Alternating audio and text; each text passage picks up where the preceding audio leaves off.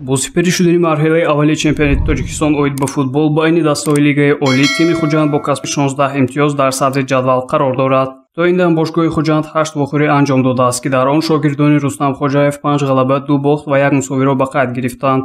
нишонзани беҳтарини дастаи ҳуҷумкунандаи рӯзтабор Артём Сердюк ба ҳисоб рафта, то ин дам дар 8 вохӯрӣ 6 голро ба номи худ сабт кардааст. дар гузориши имрӯза мо хостем аз фаъолияти яке аз бозингарони клуби футболи Хуҷанд Максим Грек, гузариши ӯ ба даста ва ақидаҳояш бобати футболи тоҷик пурсон шавем. Ну, могу сказать, что в принципе, если, наверное, не выделять нас и Стеклол, в основном все команды примерно равного уровня, все бьются, особенно дома, что касается.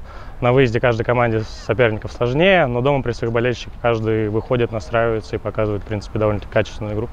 ҳамзамон аз ҳайати Хуҷанд чанд нафар футболбозон ба тими миллии кишвар ва ҳайати ҷавонони Тоҷикистон баҳри иштирок дар вохӯриҳои дӯстонаву расмӣ аз қабили Абдулмӯмин Забиров, Далер Ёдгоров, Парвиз Боқиев, Тоҳир Мавлуддӯстов ва Наим Иброҳимзода даъват шудаанд.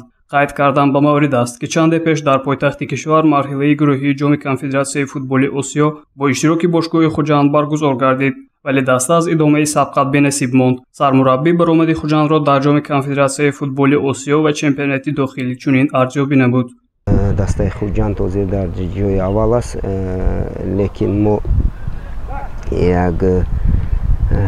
дар як-ду бозие ки хол ба даст наовардем, як таъсири худашро мерасонад, лекин мо боварӣ дорем ки дар давраи дуюм ва сеюм ҳоле ҳаст, ҳаракат мекунем ки даста бо пурқувваттар ва зиёдтар хол гираду ва мусобиқа мубориза барои чемпионӣ бо дастаи Истиқлол барад. инчунин Рустам Хоҷаев дар бораи нақшаҳои минбаъдаи даста дар марҳилаҳои ояндаи чемпионат, ки як давраи он паси сар шуду баргузории боз ду давраи дигар, давраи дуюм ва сеюм дар назар аст, сухан кард ва таъкид намуд, ки дар давраҳои минбаъда дастаи Хуҷанд муборизаро шадидтар ба роҳ монда, баҳри қаҳрамонӣ бо бошгоҳи Истиқлол талош ва дар равзанаи гузариши тобистона ҳайатро мукаммал хоҳанд кард.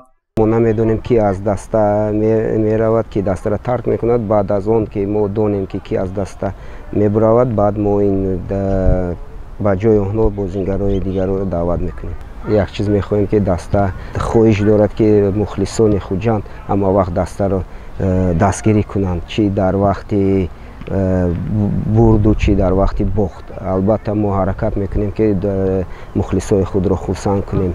иҷрокунандаи вазифаи директори тими Хуҷанд Мурод Умаров ба саволи он ки роҳбарияти даста баҳри қавӣ гардондани ҳайат кадом корҳоро анҷом медиҳанд, посух дод ки бо устувор гардидани вазъи молиявии даста бозингарони бо маҳорати дохилу хориҷ даъват хоҳанд кард. ҳамзамон овозае ки чанде пеш дар сомонаҳои иҷтимоӣ бобати сари вақт нагирифтани маоши бозингарон шарҳ дод ва гуфт ки ин овозаҳо асоси воқеӣ надоранд. бозии навбатии дастаи Хуҷанд санаи 21 июн дар варзишгоҳи марказии шаҳри Душанбе бо тими Истиқлол доир хоҳад гашт. гузориши Фарҳод Рустамов, Насибҷон Абуев ва Насим Раҳимов барои барномаи иттилоотии Хабар.